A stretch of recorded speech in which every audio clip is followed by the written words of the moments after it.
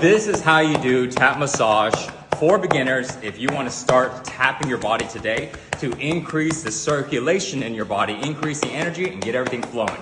So number one, where do you start? What area of the body? Start from the feet, work your way up into your lower body, about the mid-waist, and then work your way down, okay? Keep going up and down until you cover everything in the lower body. If you can't reach it, well then, don't worry about it, okay? Now, what do I do with my hands? You can do a slapping with my hands loose. You can do a cupping, which is universally the easiest and the most, is the best one.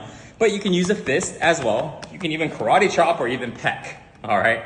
Okay, so now, after you do your lower body, do your lower back, stomach and sides, chest, down the side, down the neck and traps, down the back side of your arm, and then do exactly the same thing on this side, okay? As well as the head, ears, and face. Okay, so how often should I do it?